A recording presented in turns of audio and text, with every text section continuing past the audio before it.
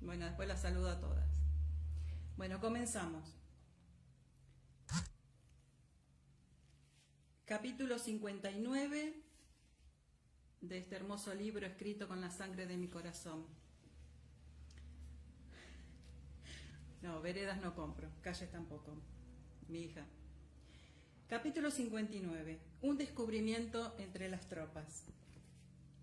La 16ª compañía de la milicia de Pensilvania, con el reverendo Peleg Woodward al frente, entró en el campamento perfectamente formada.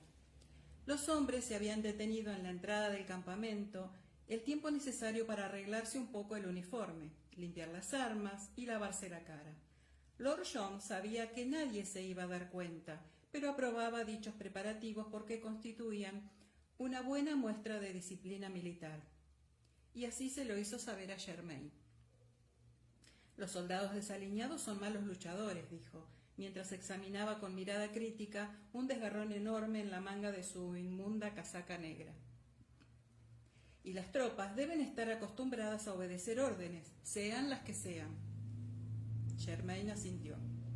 Sí, eso mismo dice mi madre. Da igual que lo entiendas o no. Haz lo que te han dicho o tú verás. Tu madre sería un excelente sargento, le aseguró Gray a su ordenanza. Había visto a Marsali en una o dos ocasiones en la imprenta. Ha captado a la perfección la esencia de las dotes de mando. Y ahora que has mencionado eso, o tú verás, ¿qué crees que ocurrirá cuando regreses a casa? Resultó obvio que Germain no había pensado mucho en esa cuestión, pero muy pronto dejó de fruncir el ceño. Yo imagino que dependerá del tiempo que haya pasado fuera, intervino encogiéndose de hombros. Si volviera mañana, creo que me ganaría unos cuantos tirones de orejas y unos cuantos azotes en el culo. Pero si pasara fuera de casa más de una semana, supongo que en el fondo se alegraría de saber que no estoy muerto. Piola, Germain, ¿eh? Ah, por casualidad, ¿conoces la historia del hijo pródigo? No su ex, quiero decir, Bert, carraspeó Germain. ¿De qué se trata? De un... Empezó mecánicamente, pero se interrumpió de golpe, como si le hubieran clavado una estaca en el pecho. La compañía había comenzado a romper filas y a dispersarse. Los pocos hombres que iban tras él lo esquivaron y pasaron de largo. Germain se volvió para averiguar qué era lo que estaba mirando Gray.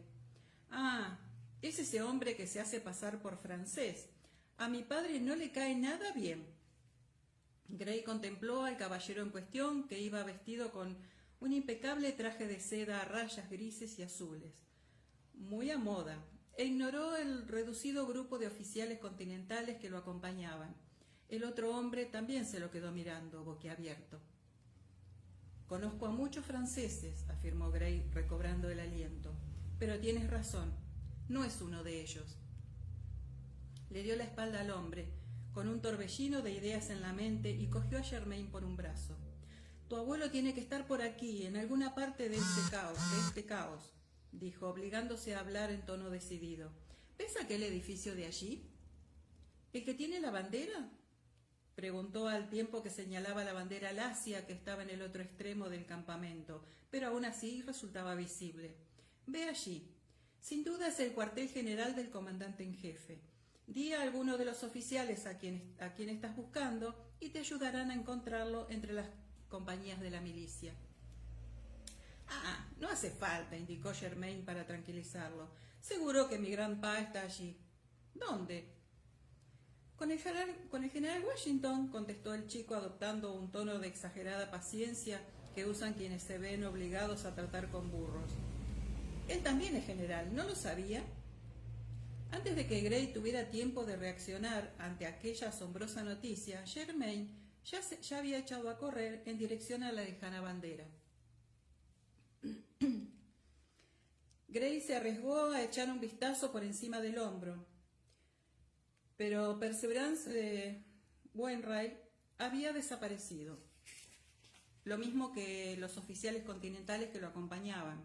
Solo quedaban 2 tenientes que mantenían una charla cordial. Se le ocurrieron varias blasfemias seguidas y convirtió a Jane Fraser y a Percy Wainwright alternativamente en el blanco de distintos ataques violentos de naturaleza personal. ¿Qué coño estaban haciendo allí los dos? Gray abrió y cerró los dedos, como si quisiera estrangular a alguien, pero contuvo ese inútil impulso y, en cambio, decidió ponerse a pensar en lo que debía hacer a continuación.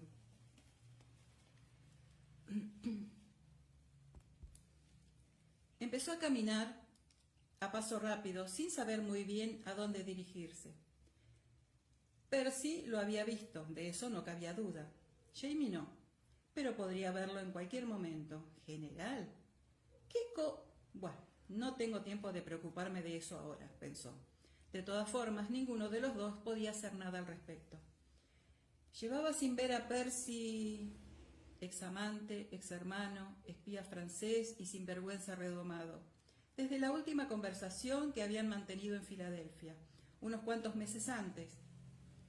Cuando Percy había entrado de nuevo a la vida de Gray, había sido para intentar seducirlo por última vez, en términos políticos, más que físicos, aunque Gray estaba más o menos seguro de que Percy tampoco le habría hecho asco al tema físico.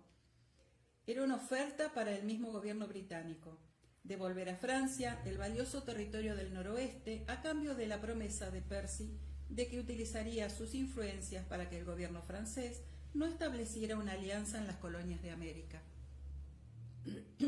Gray, de hecho, había cumplido con su deber y había trasladado la oferta a Lord North de manera discreta, para después expulsarla, y con ella a Percy, de su mente.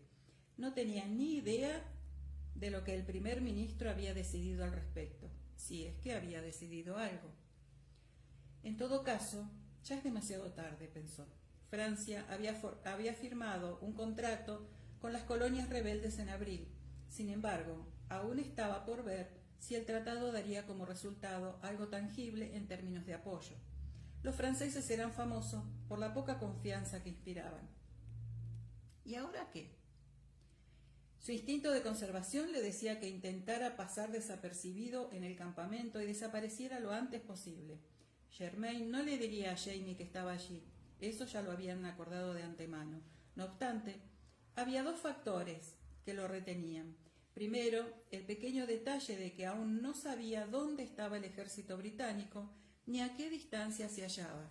Y segundo, cierta curiosidad sobre Percy, que hasta a él mismo le parecía peligrosamente temeraria. Había seguido avanzando, pues si se quedaba quieto corría el riesgo de que lo golpearan o pisotearan, por lo que de repente se encontró caminando junto al reverendo Woodward.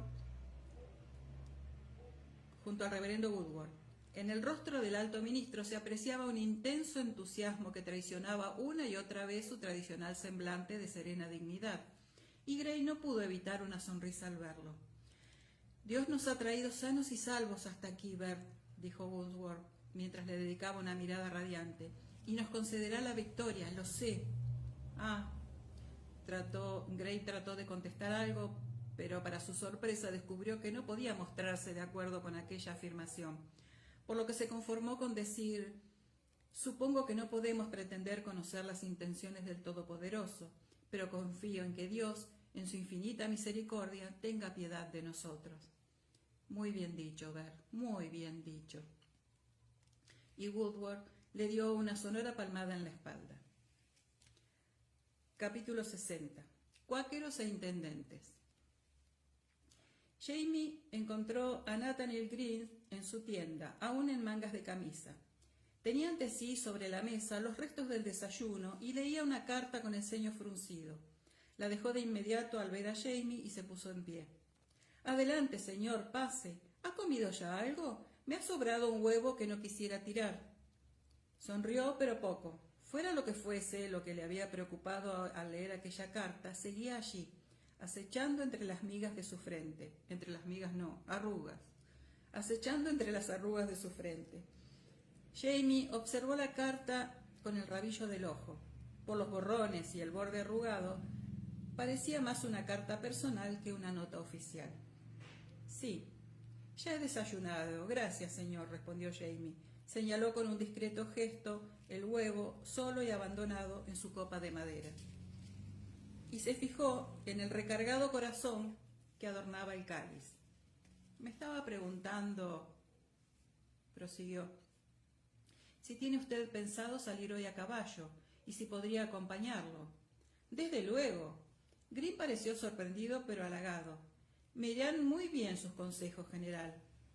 Entonces, quizás podamos intercambiar conocimientos, propuso Jamie. A mí también me irían muy bien los suyos, aunque quizás sobre una cuestión distinta. Green se detuvo, con la casaca a medio poner. ¿En serio? ¿Consejos sobre qué? Matrimonio. En el rostro de Green primero apareció una expresión de asombro, después un cortés intento de reprimirlo y, por último, algo que Jamie no supo definir. Echó un vistazo por encima del hombro a la carta que descansaba encima de la mesa y acabó de arreglarse la casaca sobre los hombros. A mí tampoco me irían mal unos cuantos consejos útiles sobre esa cuestión, general Fraser, dijo torciendo los labios en un gesto irónico. Vámonos, pues. Salieron del campamento por el noroeste. Green llevaba una destartalada brújula y durante un segundo Jamie deseó el astrolabio chapado en oro que William le había enviado desde Londres a instancias de Lord John. Había desaparecido en el incendio de la Casa Grande. Aunque la siniestra llama que Jamie sintió avivarse en ese momento tenía más que ver con John Grey en sí que con el incendio y sus repercusiones. Al principio, la conversación giró en torno al tema que los ocupaba, la ubicación de depósitos de intendencia a lo largo de la probable línea de marcha y, en caso necesario, también de retirada, aunque nadie hablaba aún de esa posibilidad. No tenían muchas dudas acerca de la dirección que seguía el ejército británico. Un cuerpo tan numeroso, con tantos carros de equipaje y rebaños de seguidores del campamento, no disponía de muchas opciones a la hora de elegir carretera. Sí, servirá, asintió Jamie cuando Green propuso una granja abandonada. ¿Estará en buenas condiciones el agua del pozo? Eso mismo me propongo descubrir, respondió éste mientras obligaba a su caballo a girar hacia la granja. Hoy hace un calor de 1000 demonios. Me parece que al mediodía tendremos las orejas chamuscadas. Hacía calor, sí. Se habían quitado las medias y los chalecos y cabalgaban en mangas de camisa, con la casaca doblada sobre la silla de montar. Aún así, Jamie notaba la tela de la camisa pegada a la espalda y las gotas de sudor que le chorreaban por las costillas y le empapaban la cara. Por suerte, el pozo estaba en buenas condiciones. El agua centelleaba al fondo y tras arrojar una piedra oyeron el satisfactorio chuf. Confieso que me sorprende el hecho de que necesite usted consejos sobre el matrimonio, general, indicó Green, tras haber bebido hasta saciar la sed y luego haberse echado un generoso cubo de agua por encima.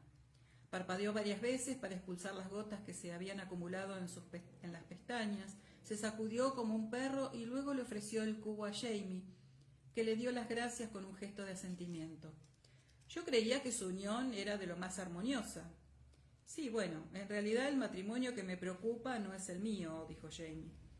Gruñó un poco mientras subía un nuevo cubo de agua a mano, porque el cigüeño estaba podrido y había tenido que buscar una cuerda en su alforja. ¿Conoce usted a un joven explorador llamado Ian Murray?, prosiguió. Es mi sobrino. Murray. Green se quedó en blanco durante unos segundos, pero luego cayó en la cuenta. Ah, sí, oh, maldito sea. ¿Es su sobrino, dice?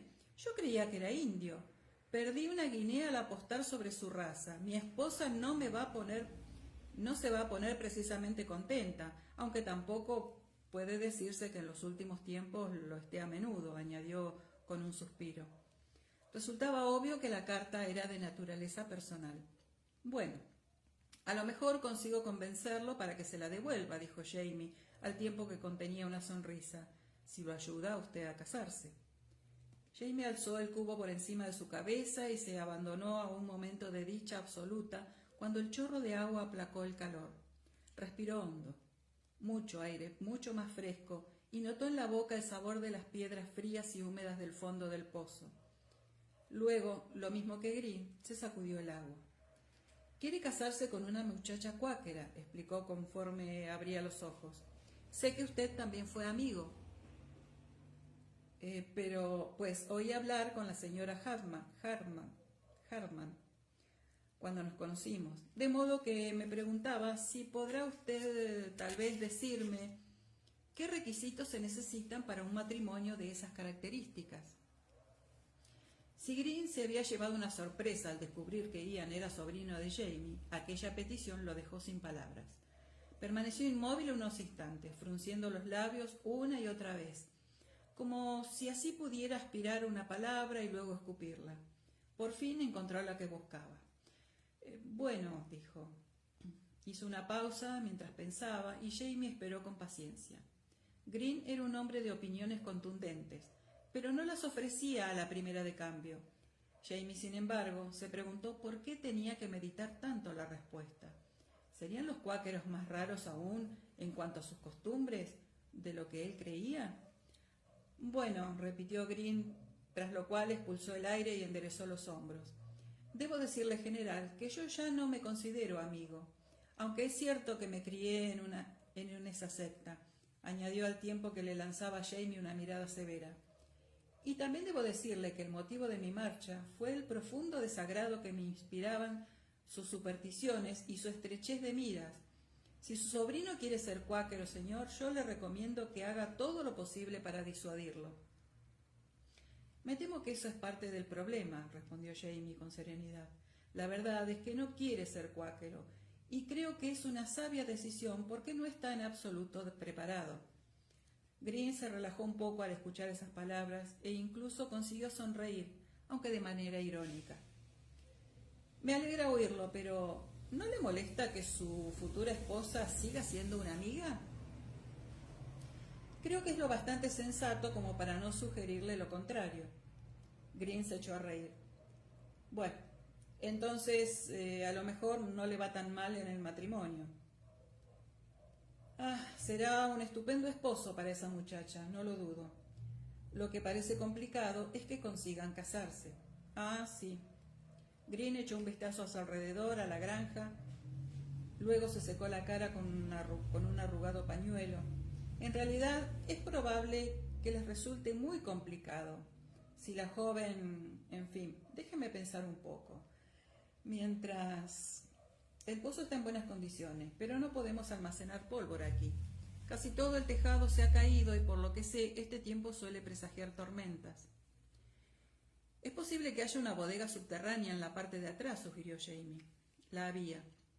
La puerta había desaparecido y de un saco de patatas podridas, abandonado en un rincón que habían germinado, salían pálidos y peludos brotes que se arrastraban en su lenta desesperación hacia la luz. Servirá, intervino Green al tiempo que anotaba algo en el pequeño cuaderno que llevaba a todas partes. Vamos, pues. Dieron de beber a los caballos, se echaron más agua por encima y luego siguieron cabalgando mientras el calor evaporaba el agua. Green no era muy hablador, por lo que hacía 2 o 3 kilómetros que no cruzaban una palabra, cuando finalmente sus reflexiones lo condujeron a una especie de conclusión.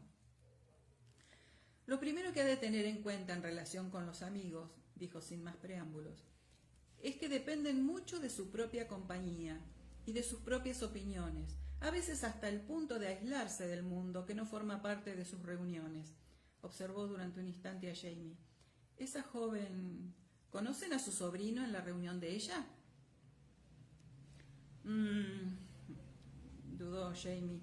Por lo que me ha contado su hermano, tampoco a él como a ella, tanto a él como a ella, los expulsaron de su reunión en no sé qué pueblo de Virginia, cuando él decidió aislarse como médico cirujano, cuando él decidió alistarse como médico cirujano en el ejército continental. O tal vez solo lo expulsaron a él y ella decidiera marcharse también. No sé si cambia mucho las cosas. Entiendo. Green se despegó la camisa empapada del cuerpo con la esperanza de que le corriera un poco de aire por la piel, pero fue en vano. El aire flotaba como una gruesa manta de lana sobre los campos, que parecía que estuviera hirviendo. En un cuáquero combatiente, como se lo suele llamar. No, él no quiere tomar las armas, afirmó Jamie, pero al parecer el simple hecho de su relación con el ejército es suficiente para ofender a la reunión. Green soltó una risita que parecía bastante personal y Jamie se aclaró la garganta. De hecho, Denzel Hunter, es decir, el Dr. Hunter, también está prometido, aunque es posible que el camino le resulte algo más fácil en el sentido de que su prometida ahora también es una amiga. ¿Es de alguna reunión local?, preguntó Green sin ningún tipo de rodeo.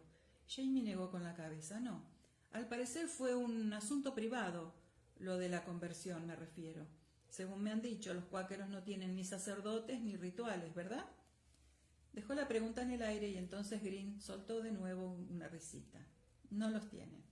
Pero hágame caso, general. En la vida de un cuáquero no hay nada realmente privado, y menos aún en cuestiones espirituales.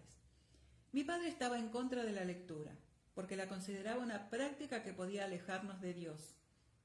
Somos unas sacrilegas. Y cuando de joven empecé no solo a leer, sino también a coleccionar obras sobre estrategia militar, tema que me interesaba mucho, me llevaron ante el comité de interrogación de nuestra reunión y me sometieron a tantas preguntas que, bueno, como le he dicho, ya no soy miembro de esa secta. Frunció los labios y se dedicó a emitir una especie de murmullos mientras contemplaba la carretera con el ceño fruncido. Sin embargo, Jamie se dio cuenta de que, a pesar de su expresión de preocupación, Green estaba utilizando su capacidad para la logística e iba tomando nota mental de los alrededores. El propio Jamie había percibido una especie de vibración en el aire y se preguntó si Green también lo había captado. No era exactamente un ruido, sino una alteración que Jamie conocía muy bien. Un gran número de hombres y caballos, demasiado lejos como para ver el polvo que levantaban a su paso, pero que de todas formas estaban allí.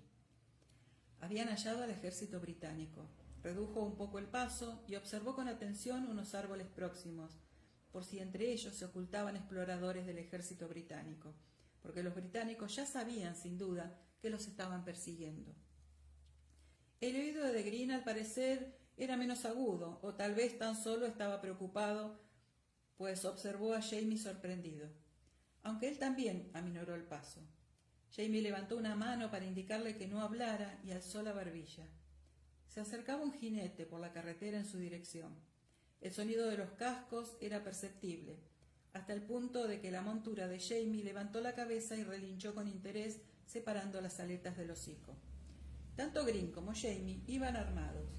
Green apoyó una mano en el mosquete que llevaba sobre la silla de montar. Jamie dejó su rifle en el portarrifles, pero comprobó que las pistolas que llevaban las fundas de la silla estuvieran cebadas. Resultaba complicado disparar un arma larga desde el caballo.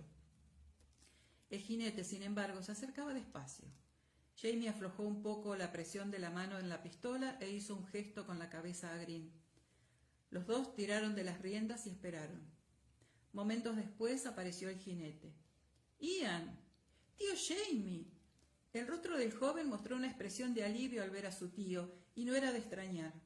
Iba vestido al estilo Mohawk, con sus pantalones de gamuza, su camisa de percal y sus plumas atadas al cabello, pero cruzado sobre la silla de montar, llevaba, además, el cuerpo enorme y peludo de un animal gris, del que goteaba sangre hasta la pata del caballo.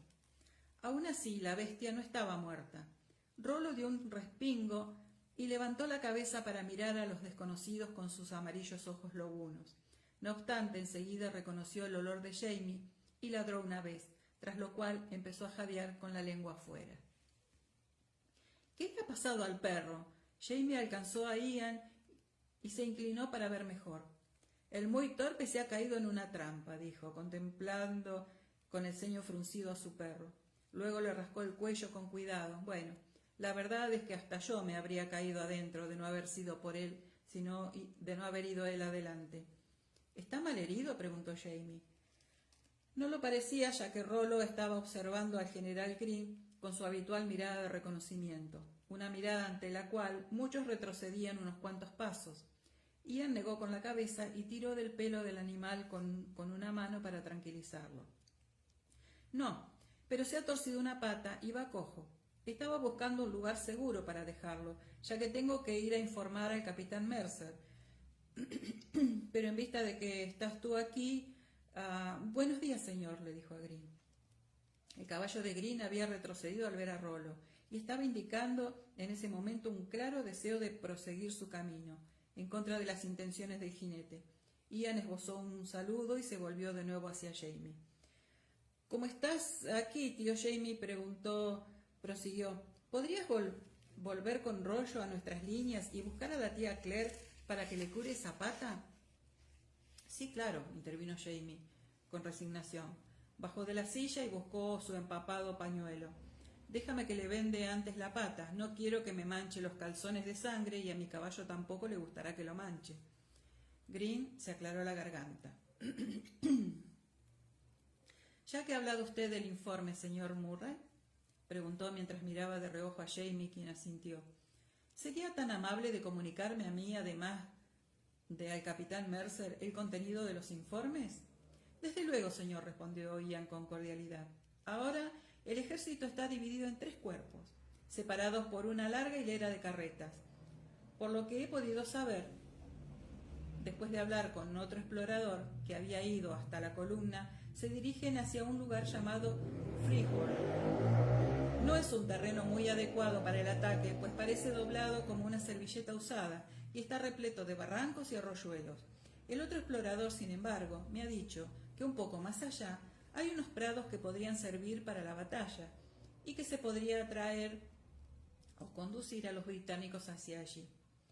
Green formuló unas cuantas preguntas, algunas de las cuales Ian pudo responder, aunque otras no, mientras Jamie se ocupaba de la delicada tarea de vendarle la pata a Rollo. Tenía una herida bastante fea, aunque no muy profunda, provocada por una estaca. Jamie deseó que la estaca no estuviera envenenada. Era algo que solían hacer los indios, por si acaso algún ciervo herido o algún glotón conseguía salir de la trampa. A la montura de Jamie no le entusiasmaba la idea de cargar con un lobo, pero al final se dejó convencer. Jinete y perro montaron, pues sin que el caballo protestara más que con alguna otra mirada inquieta dirigida hacia atrás. —Freeze a train —dijo Ian al tiempo que se inclinaba un poco para rascarle a Rollo detrás de las orejas. —Volveré, ¿de acuerdo? —Thank you. Y tras saludar con la cabeza a Green, se marchó. Obviamente su caballo no veía el momento de poner tierra en pos. Obviamente su caballo no veía el momento de poner tierra de por medio entre él y Rollo. —Dios santo —exclamó Green, arrugando la nariz al percibir el hedor del perro. —Sí, en fin —respondió Jamie con resignación—, mi esposa dice que uno se acostumbra a toda clase de olores cuando ya lleva cierto tiempo oliéndolos, y ella entiende de esas cosas. —¿Por qué? ¿Es cocinera? —Oh, no, es médico. Gangrena, ¿sabe? Vómitos y cosas así. Green parpadeó. —Entiendo. Tiene usted una familia muy interesante, señor Fraser. Carraspeó y miró a Ian, que se perdía con rapidez a lo lejos. Puede que se equivoque usted en lo que nunca se hará cuáquero, por lo menos no agacha la cabeza ante los tratamientos. Capítulo 61. Permiso, voy por mi té.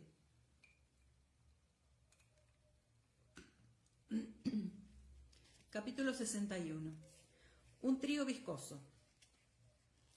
Jamie regresó de su cabalgata con el general Green empapado, con la ropa arrugada y despeinado, pero por lo demás refrescado. Lo acompañaba Rollo, ensangrentado y enfadado, pero no malherido. —Se pondrá bien —dije, mientras rascaba a Rollo detrás de las orejas. El corte había sangrado mucho, aunque no era profundo. Creo que no lo voy a suturar. —Y no te culpo, Sassenach —declaró Jamie mientras le echaba un vistazo al perro. Rollo había soportado que le lavara la herida, le aplicara un ungüento y se la vendara, pero no parecía tener ganas de que lo mareara más. —¿Dónde están mis medias buenas? —En el baúl con el resto de tu ropa —respondí con paciencia—. —Donde están todas las mañanas. Supongo que lo sabes, ¿no? —Lo sé —admitió—. Es que me gusta que me cuides. —De acuerdo —acepté con gesto obediente, mientras sacaba las medias del baúl. —¿Quieres que te las ponga? —No, eso ya puedo hacerlo yo —repuso conforme las cogía—. —Pero, ¿podrías buscarme la camisa? Sí, creo que puedo, señalé, mientras sacaba la camisa del mismo sitio y la sacudía un poco. ¿Qué tal estaba el general Green esta mañana? Bien. Le he preguntado sobre el matrimonio entre cuáqueros. Se pasó una camisa blanca limpia, o mejor dicho, su única camisa blanca limpia por la cabeza. Obviamente, prosiguió, la dificultad es que Rachel y Denzel no tienen una reunión local como las llaman. No es que no puedan casarse, pero para hacerlo de la manera correcta tendría que participar toda la reunión. Hay algo que se llama comité de transparencia, que por lo que he entendido, según se reúne con la novia y con el novio para aconsejarlos y asegurarse de que están hechos el uno para el otro y de que saben lo que los espera, dijo mientras se peleaba con la manga de la camisa. Me sonrió. Conforme Green me lo iba contando, no podía dejar de pensar en lo que habría dicho un comité de esos sobre nosotros cuando nos casamos.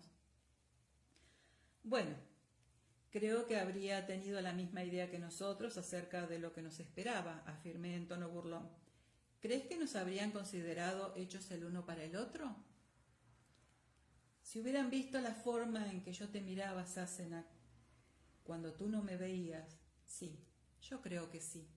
Me dio un beso y luego echó un vistazo a su alrededor en busca del cepillo. ¿Me puedes trenzar el pelo? No puedo pasar revista a las tropas así.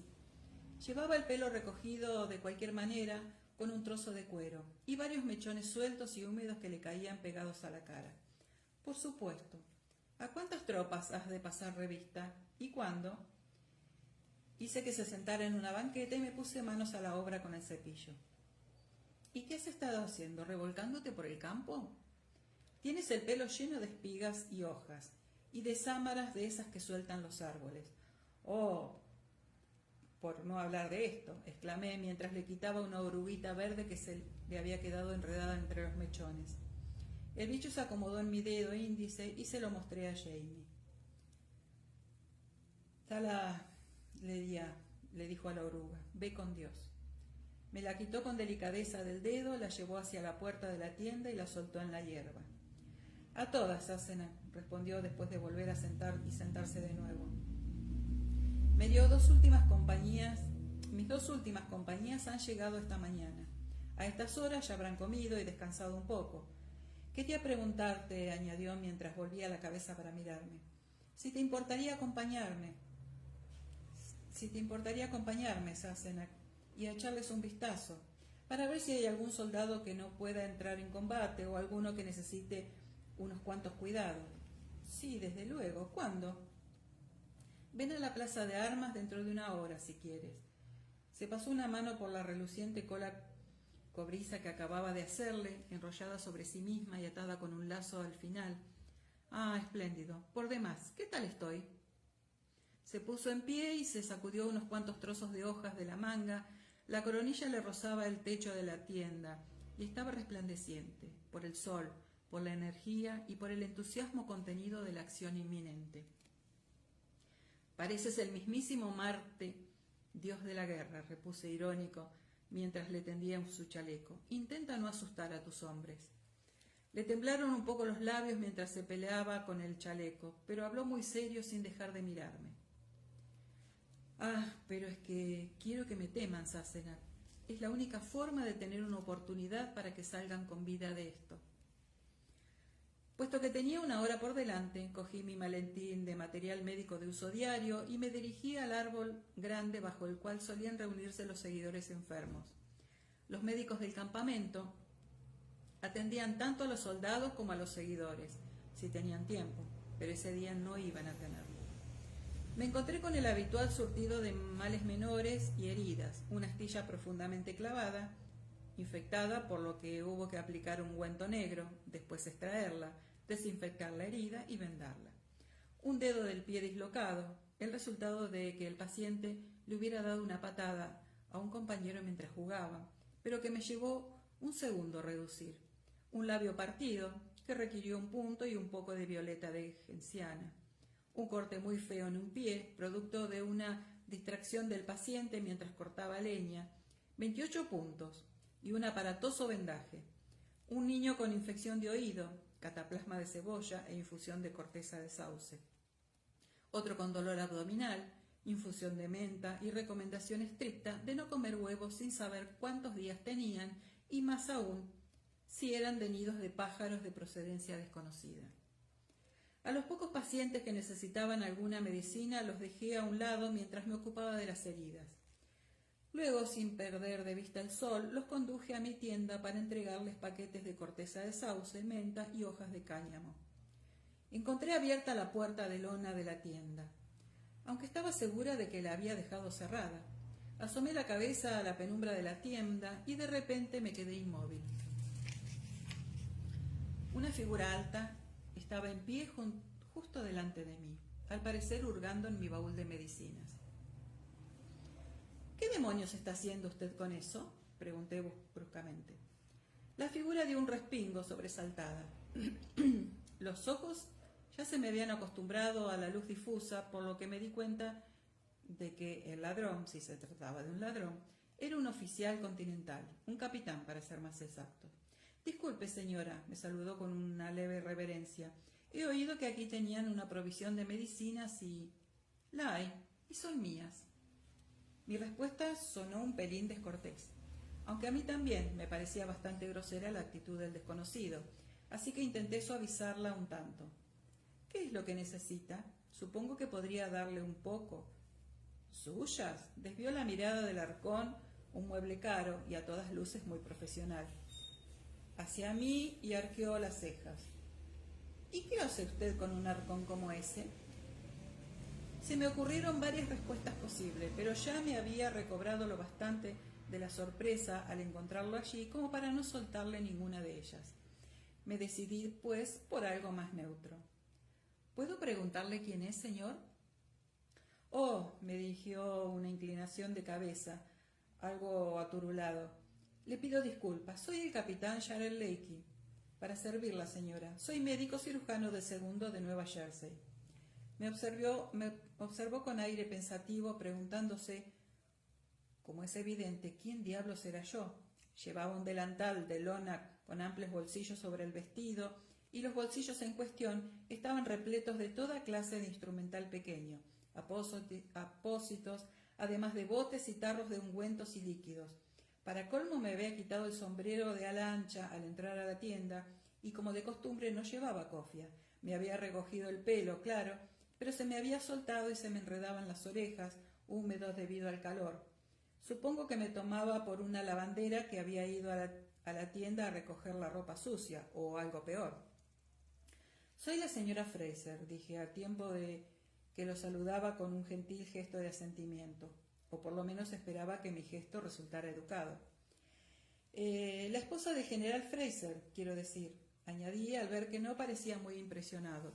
Arqueó las cejas y me miró de arriba abajo, deteniendo unos instantes la mirada en los bolsillos superiores de mi delantal. De ellos asomaba una venda toscamente enrollada, que estaba empezando a desenrollarse y a colgarme del pecho, así como un tarro de azafétida cuyo tapón de corcho no estaba del todo cerrado, por lo que el hedor se imponía poco a poco a los otros olores del campamento. Solían conocerme como estiércol del diablo, y con razón. Cogí el tarro y empujé el corcho para cerrarlo bien. El gesto pareció tranquilizar un poco al capitán. Entiendo entonces que el general es médico, dijo. No, respondí. Comenzaba a darme cuenta de que iba a tener mucho trabajo con el capitán Lakey, que parecía joven y no muy brillante. Mi esposo es militar, yo soy médico. Se me quedó mirando como si acabara de decirle que era prostituta. Después cometió el error de suponer que yo estaba bromeando y se echó a reír con ganas. En ese momento, una de mis pacientes, una joven madre cuyo hijo de 1 año tenía infección de oído, asomó poco a poco la cabeza que llevaba cubierta con una cofia a la tienda. El niño en sus brazos estaba muy rojo y aullaba. «¡Ay, señor!», exclamé. «Disculpe que la haya hecho esperar, señora Wilkins. Traiga al niño, enseguida le preparo la corteza de sauce». El capitán Lakey frunció el ceño al ver a la señora Wilkins, aunque le hizo un gesto para que pasara. La mujer me observó nerviosa, pero le permitió acercarse para echarle un vistazo al pequeño Peter. Tiene un diente que no puede salir, dijo Leakey, en tono acusador, tras pasar un enorme y sucio dedo por el interior de la boca húmeda del pequeño Peter. Se le tendría que abrir la encía para que saliera el diente.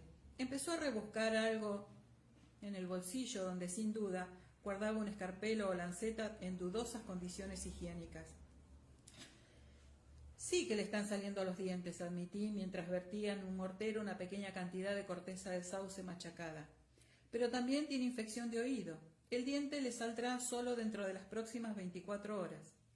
Se volvió al instante para mirarme, tan perplejo como indignado. ¿Me está usted contradiciendo?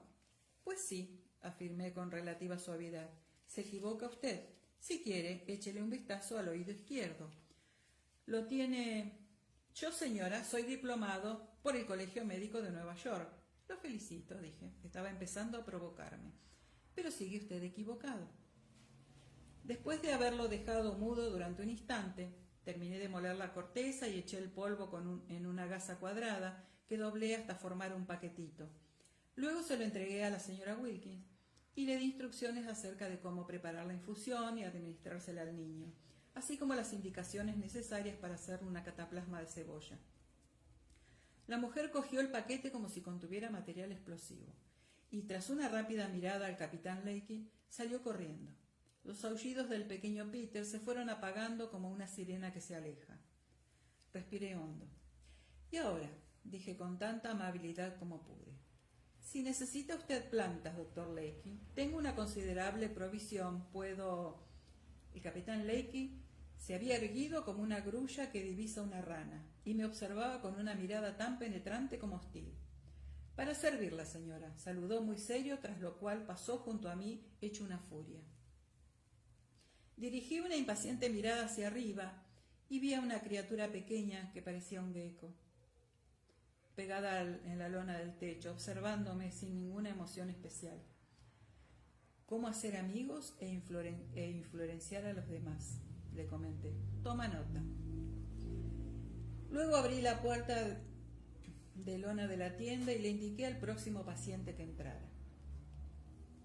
Tuve que apresurarme para llegar a tiempo a mi cita con Jamie, que estaba a punto de comenzar a pasar revista, cuando yo aparecí corriendo, mientras me recogía a toda velocidad el pelo en una especie de bola y me lo sujetaba con un alfiler bajo el sombrero de ala ancha. Hacía un calor asfixiante, por lo que me bastó con estar unos pocos minutos al sol para que la nariz y las mejillas me empezaran a arder, de modo de advertencia. Jamie me saludó con un gesto grave y empezó a recorrer la hilera de hombres que formaban para la revista. Saludó a varios soldados y oficiales, formuló preguntas y le fue dictando a su ayuda de campo notas sobre cosas que había que hacer. Lo acompañaba el teniente Schnell, un joven alemán de 19 años, como mucho, de Filadelfia, en calidad de ayuda de campo, y también un caballero fornido al cual yo no conocía. Por su uniforme, sin embargo, deduje que debía de ser capitán, el capitán al mando de las tropas a las cuales estábamos pasando revista. Los seguí y me dediqué a sonreír a los soldados al tiempo que los escudriñaba con atención en busca de signos claros de enfermedad, de heridas o de problemas de salud. Para detectar la embriaguez, Jamie no necesitaba mi opinión profesional. En total, eran 300 hombres que me había dicho Jamie, la mayoría de los cuales se hallaban en buenas condiciones. Seguí caminando y asintiendo, pero no pude resistirme a la tentación de imaginar algunas peligrosas circunstancias que me llevaba a encontrar al capitán Leakey retorciéndose de dolor, cosa que me permitiría aliviar con gentileza su sufrimiento y lo obligaría a él a postrarse ante mí y a disculparse por su más que cuestionable actitud.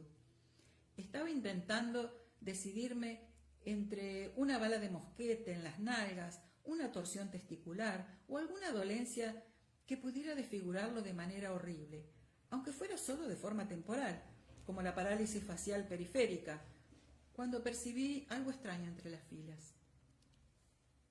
El hombre que estaba justo enfrente de mí permanecía muy erguido, con el mosquete cruzado sobre el pecho y la vista clavada al frente. Hasta ahí, todo correcto, salvo que era el único que adoptaba esa postura. Los hombres de la milicia eran soldados más que competentes, pero por lo general no le veían mucho sentido a tanta puntillosidad militar. Contemplé de reojo al soldado rígido, pasé de largo, y luego me volví para mirarlo de nuevo. «¡Por los clavos de Roosevelt!», exclamé. Solo una increíble casualidad impidió que Jamie, que en ese momento se había distraído por la inesperada llegada de un mensajero, me oyera. Retrocedí a toda prisa un par de pasos y eché un vistazo bajo el ala del polvoriento sombrero flexible.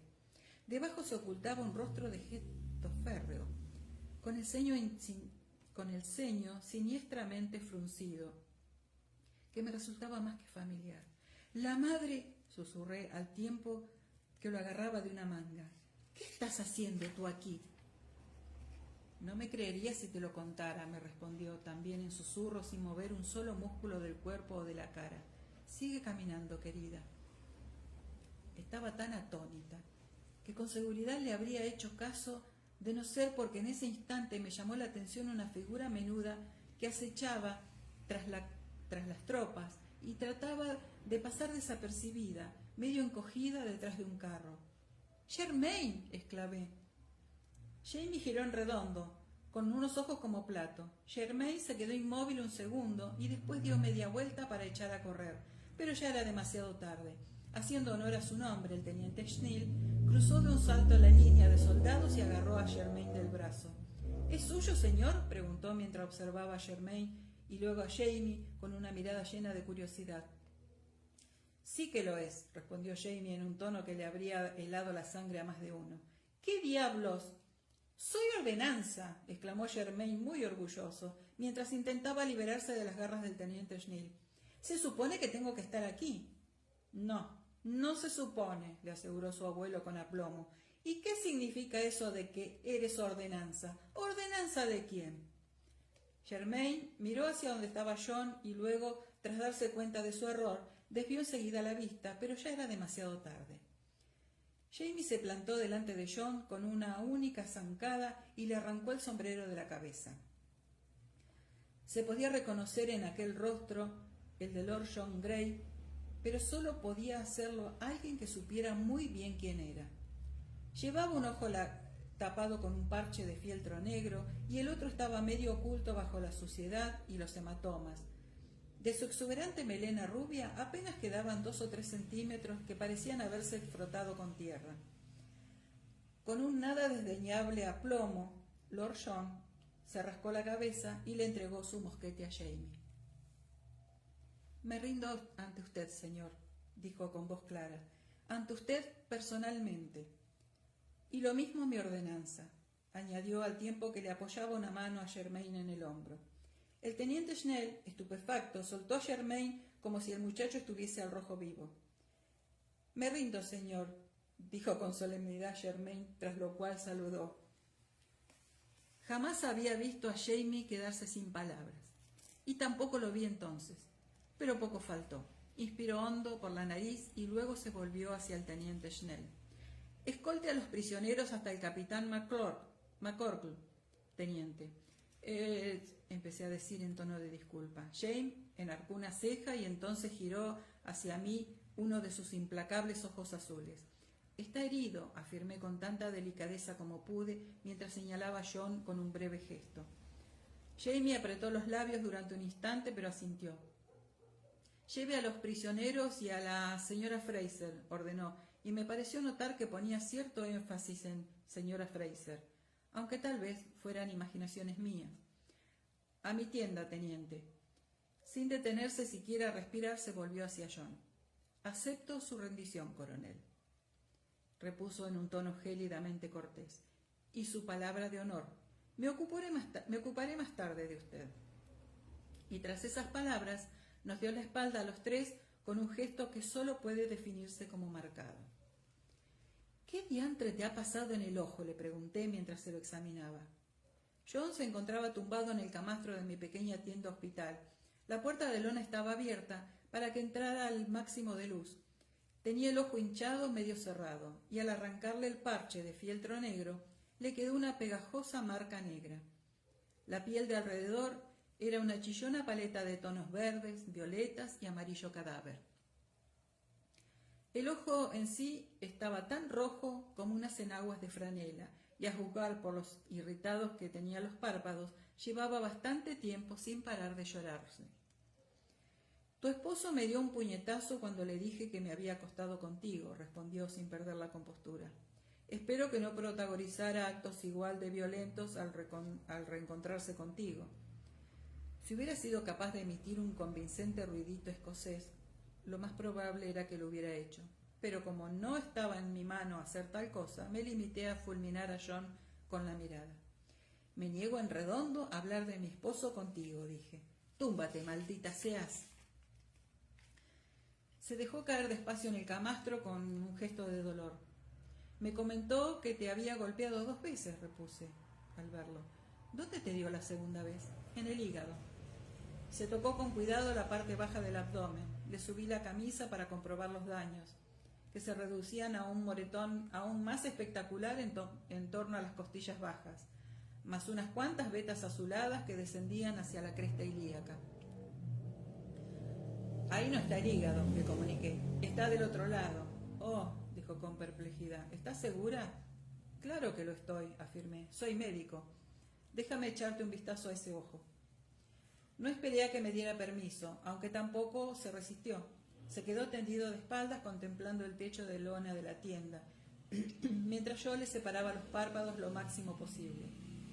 La esclerótica y la conjuntiva estaban muy inflamadas, e incluso la luz más tenue hacía que le llorara mucho el ojo. Le mostré 2 dedos. 2, dijo sin darme tiempo ni siquiera a preguntar. Y antes de que empieces a decirme que mire hacia arriba y hacia abajo, y hacia uno y otro lado, no puedo. Veo, aunque un poco borroso y todo doble, lo cual es bastante desagradable, pero no puedo mover el ojo. Según el doctor Hunter, no sé qué músculo se ha quedado atrapado en una especie de hueso o algo así. No se sentía capacitado para tratarlo. Me halaga que pienses que yo sí puedo, que yo sí lo estoy. Confío plenamente en tus aptitudes, doctora Fraser, declaró en un tono de lo más formal. Además, ¿tengo otra opción? No. Quédate muy quieto así. ¡Germain! Con el rabillo del ojo había captado el revelador movimiento de una camisa de percal rosa. Se cortó. ¿Se volvió a conectar, chicas? ¿Alguien que me diga algo, porfis?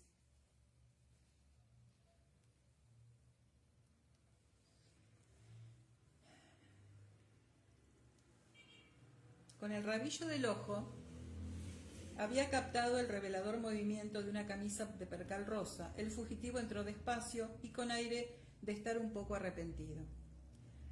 No me digas que eso que llevas debajo de la camisa, afirmé tras detectar 1 o 2 bultos sospechosos. No quiero ser cómplice de un delito, ¿no? Espera, ¿está vivo? Germain palpó el bulto como si no estuviera muy seguro, pero no se movió. No, Grandmar, repuso al tiempo que negaba con la cabeza. Bien, ven aquí y sujétame esto, ¿quieres? Le tendí mi espejo de bolsillo y después de ajustar la puerta de lona de la tienda para que entrara un rayo de luz, le coloqué a Germain la mano de forma que la luz se reflejara en el espejo e incidiera directamente en el ojo afectado. John aulló un poco cuando la luz le dio en el ojo, pero se aferró a los lados del camastro como un niño obediente y no se movió, aunque el ojo le lloraba a mares. Mejor, las lágrimas lo limpiarían de bacterias y tal vez lo ayudarían a mover el globo ocular. Lo más probable era que Denny tuviera razón, pensé, mientras cogía el hierro de cauterizar más pequeño que tenía y lo introducía con suavidad bajo el párpado inferior. Al ser plano y liso y en forma de espada, era lo más adecuado que pude encontrar para la intervención. No logré mover hacia arriba el globo ocular, pues hasta la más leve presión hacía palidecer a John. Conseguí moverlo un poco de un lado a otro, y dado que John tenía muy dolorida la zona que estaba justo debajo del ojo, empecé a hacerme una idea mental de los daños. Estaba casi segura de que se trataba de lo que se llamaba una fractura por estallido. Se le había roto el delicado hueso del suelo orbitario y algún fragmento, junto con una parte del músculo recto inferior, se había desplazado hasta el seno maxilar. El extremo del músculo había quedado atrapado en la fractura, lo que causaba que el globo ocular estuviera inmovilizado. «Maldito escocés cabezón», exclamé mientras me incorporaba. «Él no tiene la culpa», intervino John. «Yo lo provoqué». Me pareció que lo decía en un tono muy festivo, por lo que le devolví una mirada gélida. «Tampoco es que esté muy contenta contigo», le comuniqué. «Lo que te voy a hacer no te va a gustar nada, y te lo mereces. ¿Por qué leches tuviste que...? No, es igual, ahora no me lo cuentes, que estoy ocupada». John cruzó las manos sobre el estómago con un gesto dócil. Germain se rió por lo bajo, pero desistió de inmediato en cuanto lo fulminé con la mirada. Con los labios apretados procedía a llenar una jeringuilla, la jeringa para penes del doctor Ferdinand, muy apropiada, de solución salina para irrigarle el ojo, y cogí mis forceps terminados en punta. Con una improvisada espátula eché otro vistazo a la zona dañada y preparé una pequeña aguja curvada con hilo de sutura muy fino. Tal vez no hiciera falta coser el músculo recto inferior, dependiendo de si el extremo del músculo estaba muy desgarrado debido al atrapamiento y del estado en que quedara al liberarlo. Pero era preferible tener el instrumental de sutura a mano por si acaso. Esperaba que no fuera necesario, ya que el ojo estaba muy inflamado. Sin embargo, no podía aguardar varios días hasta que bajara la hinchazón. Lo que más me preocupaba no era la reducción de la fracción y la liberación del músculo, sino la posibilidad de que se produjeran adherencias más adelante. Para que el ojo sanara de manera correcta, era necesario mantenerlo inmóvil dentro de lo posible, pero eso podía provocar que el músculo se pegara a la órbita e inmovilizara el ojo para siempre. Necesitaba algo viscoso para empapar la zona dañada, algo biológicamente inerte y no irritante. En mi época habría podido disponer sin problemas de gotas esterilizadas de glicerina, pero aquí, clara de huevo tal vez, mejor no. Podría solidificarse debido al calor corporal y entonces, ¿qué? ¡John! Me volví aguja en mano, al oír una voz perpleja a mi espalda. Un caballero muy atildado, con una peluca a la última moda y un traje de terciopelo gris y azul, estaba de pie junto a la puerta de lona de la tienda contemplando estupefacto a mi paciente. «¿Qué le ha ocurrido?», preguntó Percy Beauchamp al vislumbrarme a mí el fondo. «Nada grave», dije. «Es usted...»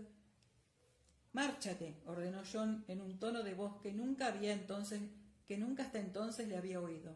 Se sentó en el camastro y le lanzó una dura mirada al recién llegado, o todo lo dura que pudo, teniendo en cuenta el ojo enrojecido y lloroso. «Ahora». «¿Pero qué estás haciendo aquí, por el amor de Dios?», preguntó Beauchamp. Hablaba con acento inglés, aunque se percibía también cierto deje francés. Dio un paso al frente y bajó la voz. «No te habrás convertido en rebelde, ¿verdad?». «No, por Dios, he dicho que te marches». «Madre mía, ¿quieres decir que...? ¿Qué demonios te ha ocurrido?». Beauchamp se había aproximado lo bastante como para poder hacerse una idea completa de su aspecto. Pelo corto y sucio, ropa desaliñada y sucia, pies sucios cubiertos por medias agujereadas tanto en los dedos como en el talón, y rostro deforme, que en ese momento lo observaba con una venenosa mirada inyectada en sangre. «Bueno, a ver», repuse mientras me volvía hacia Percy con gesto resuelto. Germain, sin embargo, me interrumpió. «Es el hombre que estaba buscando a papá el año pasado, en Newburgh», explicó Germain. Había dejado el espejo y seguía con interés la escena que allí se estaba desarrollando. «El gran Père cree que es malvado». Percy le lanzó a Germain un sobresaltado vistazo, pero recobró la compostura con una rapidez sorprendente. «Ah, el propietario de aquellas ranas tan distinguidas», dijo sonriendo. «Ya me acuerdo, Peter y Simon se llamaban, ¿no es cierto? Una amarilla y la otra verde». Germain inclinó la cabeza con gesto respetuoso. «Monsieur tiene una excelente memoria», dijo con una educación exquisita. «¿Para qué quería usted a mi padre?». Divino Germain. «Una pregunta excelente», repuso John al tiempo que se tapaba el ojo herido con una mano para poder fulminar mejor con la mirada a Monsieur Beauchamp. Sí, es una buena pregunta, intervine yo. Siéntese, señor Beauchamp, y explíquese de una puñetera vez, y tú, añadí al tiempo que sujetaba a John por los hombros, túmbate. Eso puede esperar, se limitó a decir John, mientras intentaba resistirse a mis intentos de obligarlo a tenderse. Se sentó con las piernas colgando a un lado del camastro. ¿Qué estás haciendo aquí, Percy? Ah, así que lo conoces, ¿no? Quise saber. Me empezaba a sentir provocada. Desde luego, es mi hermano, o lo era. ¿Qué? Exclamamos Germaine y yo al unísono. Germaine me miró y se echó a reír.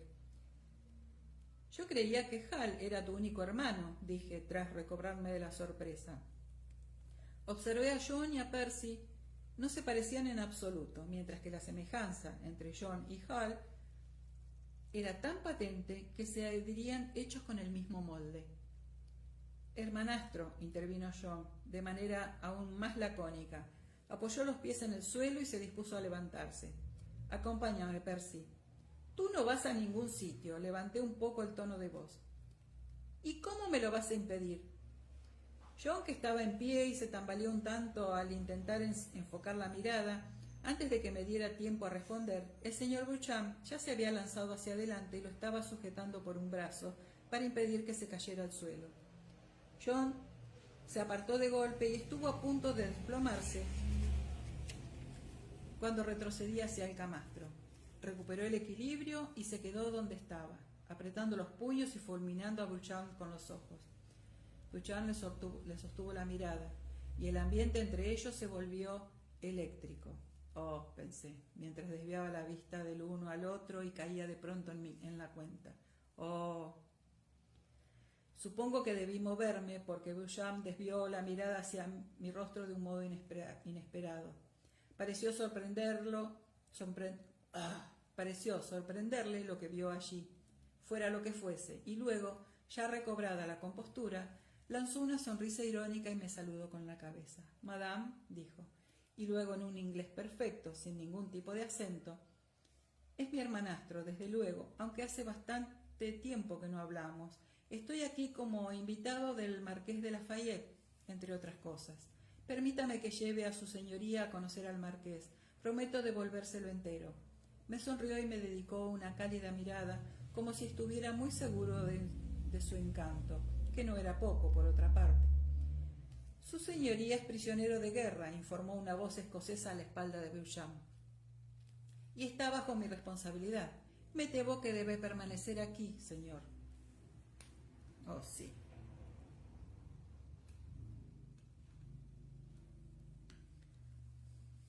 Percy Beauchamp se volvió y observó que había abierto a Jamie, que tapaba la entrada de la tienda con un gesto de lo más imponente.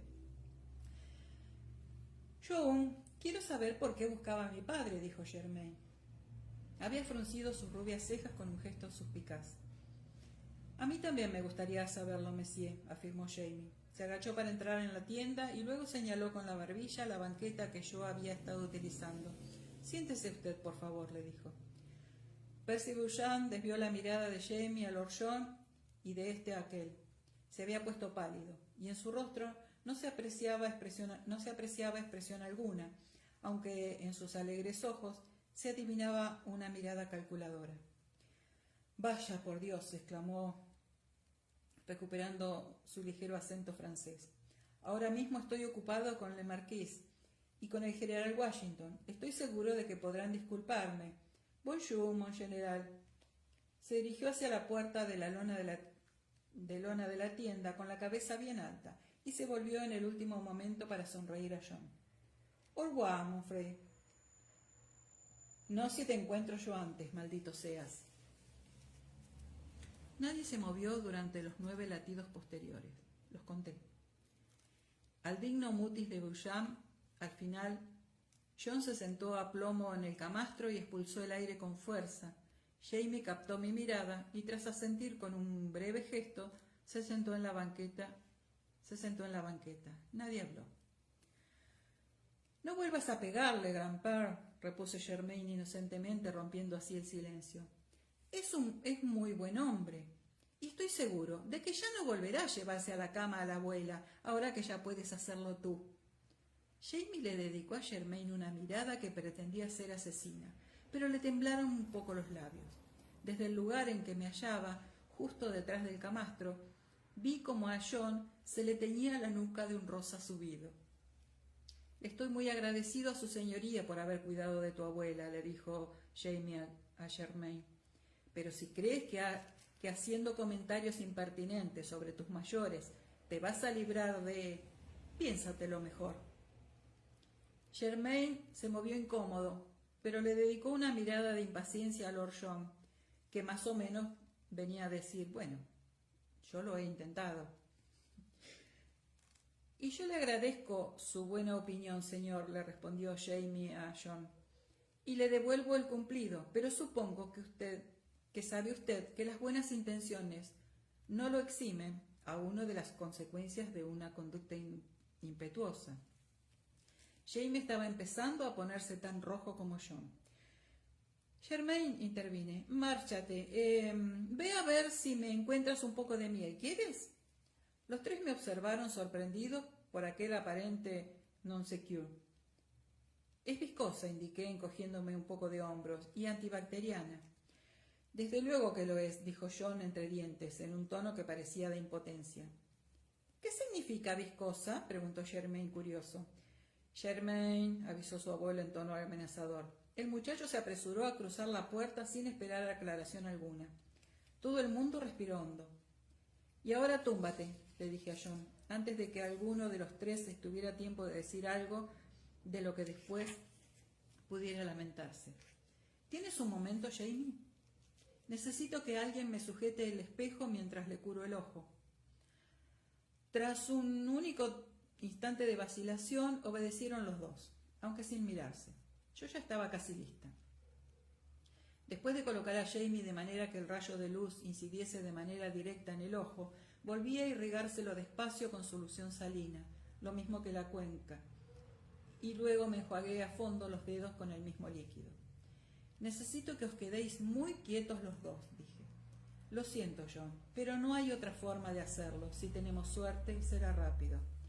Sí, eso ya lo he oído antes, murmuró Jamie, aunque se calló de inmediato tras mirarlo yo de reojo. Me daba miedo utilizar los forceps, pero temía perforarle el ojo ocular. Así pues, le separé los párpados del ojo afectado con los dedos de la mano izquierda, y a continuación introduje las yemas de los dedos de la mano derecha todo lo que pude en la cuenca. Luego apreté. John emitió un sonido extraño, como si se atragantara, y Jamie contuvo el aliento, pero no soltó el espejo. Hay pocas cosas en el mundo tan resbaladizas como un globo ocular húmedo. Intenté apretar lo mínimo, pero no había nada que hacer. Con una ligera presión, lo único que conseguía era que el globo ocular se me escurriera de entre los dedos como un grano de uva engrasado. Apreté los dientes, lo intenté de nuevo, esta vez con más fuerza. Al cuarto intento, logré sujetarlo lo bastante para tratar de girar el globo ocular en la cuenca. No lo conseguí del todo, pero al menos pude hacerme una idea más clara de la situación.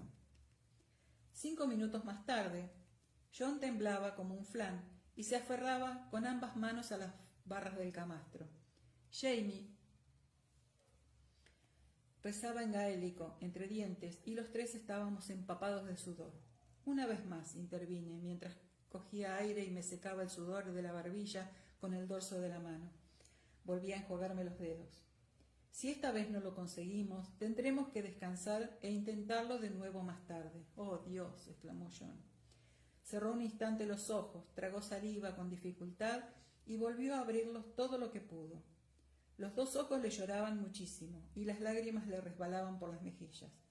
Noté que Jamie se movía a mi lado, enfocó otra vez el espejo, pero también me di cuenta de que se había acercado un poco más al camastro, de manera que tenía una rodilla pegada a la barra, justo al lado de donde John se agarraba con los dedos. Desentumecí los dedos húmedos para prepararme. Le recé una breve plegaria a Santa Clara, patrona de los ojos irritados, y hundí los dedos todo lo que pude en la cuenca. A aquellas alturas ya tenía una imagen mental bastante clara de la fractura. Una línea oscura por debajo de la conjuntiva desgarrada y de la línea del músculo recto inferior atrapada en la fractura. Di un tirón breve y seco un segundo antes de que se me resbalaran los dedos, y noté cómo se soltaba el músculo. John tembló de pies a cabeza y dejó escapar un quejido. «Bendito sea el Señor», dije. Me eché a reír de puro alivio. Tenía sangre, aunque no mucha, en los dedos y me los limpié en el delantal. Jamie se encogió y apartó la vista. «¿Y ahora qué?», preguntó, esforzándose por no mirar a John. «¿Ahora qué? Ahora que...» Oh, reflexioné unos segundos y negué con la cabeza. «Tiene que permanecer varias horas tumbado con el ojo tapado. Lo mejor sería 1 o 2 días. Si Germain me encuentra un poco de miel, le lubricaré el ojo para impedir que se formen adherencias». «Quiero decir», insistió Jamie en tono paciente, ¿tiene que quedarse bajo la vigilancia de un médico? «No todo el tiempo», aclaré mientras observaba a John con mirada crítica. «Alguien, es decir yo, tiene que controlar el ojo de vez en cuando, aunque en realidad no se puede hacer mucho más. La hinchazón y los moretones desaparecerán solos». «¿Por qué? ¿Qué pensabas hacer con él?» Jamie parecía frustrado. «Yo lo entregaría a los hombres de Washington para que lo interroguen», intervino, pero me he rendido personalmente ante ti», intervino John. Me observó con el ojo bueno. «Lo cual significa que estoy bajo tu responsabilidad». «Sí, bien, muchas gracias», murmuró Jamie al tiempo que le dirigía una mirada de irritación. «Bueno, tampoco es que le vayas a explicar nada demasiado útil, ¿verdad?», le pregunté a John mientras le ponía una mano en la frente, un poco caliente pero sin fiebre alguna. «Como por ejemplo la naturaleza de tus relaciones con el señor Beauchamp». Jamie soltó una risita. «Sé muy bien cuál es la naturaleza de tus relaciones con ese sodomita», dijo sin rodeos, y le lanzó a John una penetrante mirada. «Porque no vas a decirme qué está haciendo aquí ese hombre, ¿verdad?» «No», respondió John alegremente, «aunque si lo hiciera tampoco te resultaría de ayuda». Jamie asintió, pues era obvio que no esperaba nada mejor, y se puso en pie con aire resuelto. «Bien, entonces, tengo cosas que hacer y tú también, Sassenach. Espera aquí hasta que regrese Germain, si quieres. Y cuando hayas terminado con eso de la miel, dile al chico que se encargue de cuidar a su señoría. No debe dejarlo solo bajo ningún concepto, a menos que tú o yo le digamos que puede hacerlo. Y si Monsieur Beauchamp vuelve de visita, quiero que Germain esté presente en la conversación. Habla francés muy bien», le advirtió a John. «Y si intenta subvertir la lealtad de mi nieto...» «Señor», exclamó John, a quien la sola idea de algo así causaba perplejidad. Dijo Jamie en tono misterioso y se marchó. Fin del capítulo. ¡Ay, qué operación que hizo Clarita, por Dios! Qué capitulito, ¿eh? Y los celos de Jamie. Terrible. Bueno, chicas, mañana seguimos con esta hermosa saga. Un beso para todos, para todas. Las quiero mucho. Chau, chau.